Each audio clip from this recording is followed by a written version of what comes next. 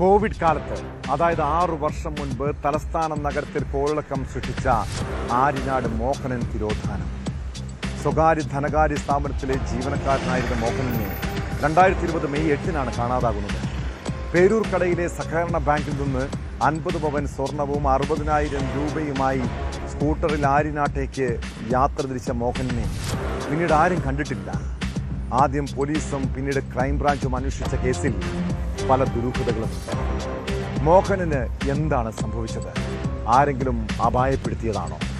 കഴിഞ്ഞ ദിവസം കുഴിച്ചിട്ട നിലയിൽ ഒരു സ്കൂട്ടർ കണ്ടെത്തിയതോടെ മോഹനൻ തിരോധാന കേസ് വീണ്ടും ചർച്ചയാവുകയാണ്. 6 വർഷം മുൻപ് കാണാതായ സ്ഥലങ്ങളിലും ആറ്റിലും അന്വേഷണ സംഘം തിരച്ചിൽ നടത്തി. എന്നാൽ യാതൊരു തുമ്പും കിട്ടാത്തത് ക്രൈംബ്രാഞ്ചിന് തിരിച്ചടിയാണ്.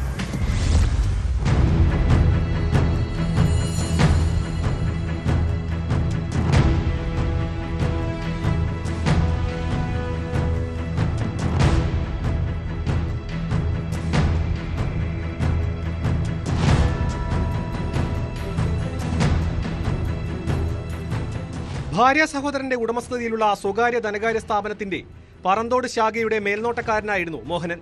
വർഷങ്ങളായി സ്ഥാപനത്തിൽ നിന്ന് ബാങ്കിലേക്ക് പണവും സ്വർണവും കൊണ്ടുപോകുന്നതും എടുക്കുന്നതും ഇദ്ദേഹം തന്നെയായിരുന്നു. 2020 മെയ് 8-ാം തീയതിയും പതിവ് പോലെ പേരൂർക്കടയിലെ ബാങ്കിലെത്തി 50 പവനും 64,000 രൂപയുമായി അവിടെ നിന്ന് KL 21P 2105 എന്ന രജിസ്ട്രേഷൻ നമ്പറിലുള്ള ആക്ടീവ സ്കൂട്ടറിൽ മടങ്ങുകയും ചെയ്തു. പിന്നീട് ആരും മോഹനനെ കണ്ടിട്ടില്ല. കാണാതായതോടെ അന്നേ ദിവസം തന്നെ ബന്ധുക്കൾ പോലീസിൽ പരാതി നൽകി. റോഡിലെ CCTV ദൃശ്യങ്ങൾ പരിശോധിച്ചപ്പോൾ കരകുളം ഭാഗത്തെ CCTVയിൽ മോഹനൻ സ്കൂട്ടറിൽ പോകുന്ന ദൃശ്യങ്ങൾ പതിഞ്ഞിരുന്നു. എന്നാൽ മറ്റൊരിടത്തും CCTV ദൃശ്യങ്ങളിൽ മോഹനനെ കാണാനായില്ല. പട്ടാപ്പകൽ നടുറോഡിലൂടെ സ്കൂട്ടറിൽ പോയ ആളെ കാണാതായി 6 വർഷമായിട്ടും കണ്ടെത്താൻ കഴിയാതെ ഇരുട്ടിൽ തപ്പുകയാണ് ക്രൈംബ്രാഞ്ച്.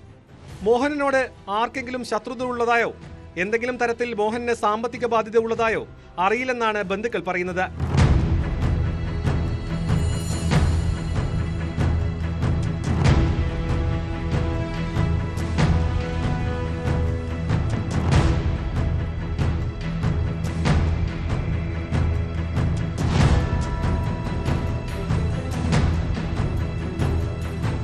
പോലീസ് അന്വേഷണത്തിൽ പുരോഗതിയില്ലാത്തതോടെയാണ് കുടുംബം കോടതിയെ സമീപിച്ചത്. ഇതോടെ അന്വേഷണം ക്രൈംബ്രാഞ്ചിലേക്ക് എത്തി. മോഹനന്റെ തിരോധാനത്തിന് പിന്നിൽ സ്വർണം തട്ടുന്ന കൊട്ടേഷൻ സംഘത്തിന്റെ ഇടപെടലുണ്ടെന്ന സംശയത്തിൽ ആ വഴിക്കും ക്രൈംബ്രാഞ്ച് അന്വേഷിച്ചിരുന്നു. സംഘത്തിലെ പലരുടെയും മൊബൈൽ ഫോൺ വിശദാംശങ്ങൾ ശേഖരിച്ചാണ് അന്വേഷണം നടത്തിയത്. കൊട്ടേഷൻ സംഘത്തിലെ ചിലർക്ക് ഈ സംഭവത്തിന് ശേഷമുണ്ടായ വരുമാന വർധനവ് ക്രൈംബ്രാഞ്ച് നിരീക്ഷിച്ചിരുന്നു. സ്വർണ്ണ ഇടപാട് നടത്തുന്ന ഒരാളുടെ വീട്ടിൽ പരിശോധന നടത്തി. ഫോറൻസിക് സാമ്പിളുകൾ ശേഖരിക്കുകയും ചെയ്തു. രക്തക്കറ ഉൾപ്പെടെ കിട്ടിയെന്ന റിപ്പോർട്ടിന്റെ അടിസ്ഥാനത്തിൽ ശാസ്ത്രീയ പരിശോധനകൾ നടത്തിയെങ്കിലും കാര്യമുണ്ടായില്ല. ഒടുവിൽ മോഹനനെ കണ്ടെത്താൻ സഹായിക്കുന്നവർക്ക് 1 ലക്ഷം രൂപ പോലീസ് വാഗ്ദാനം ചെയ്തിരുന്നെങ്കിലും ആരും വിവരങ്ങൾ പങ്കുവച്ചില്ല. ഒരാഴ്ച മുൻപ് മോഹനനെ കാണാതായ സ്ഥലത്തിന് സമീപത്തു നിന്നും കുഴിച്ചിട്ട നിലയിൽ സ്കൂട്ടർ കണ്ടെത്തുകയായിരുന്നു. ഇതിനെ തുടർന്നാണ് സ്ഥലത്ത് പരിശോധന. എന്നാൽ കാര്യമായ തുമ്പൊന്നും ലഭിച്ചില്ല എന്നാണ് വിവരം. ഇവിടെ നിന്നും ലഭിച്ച സ്കൂട്ടർ കേന്ദ്രീകരിച്ച് അന്വേഷണം പുരോഗമിക്കുകയാണ്. സ്കൂട്ടർ കുഴിച്ചിട്ട നിലയിൽ കണ്ടത് കേസിൽ ദുരൂഹത വർദ്ധിപ്പിച്ചിട്ടുണ്ട്.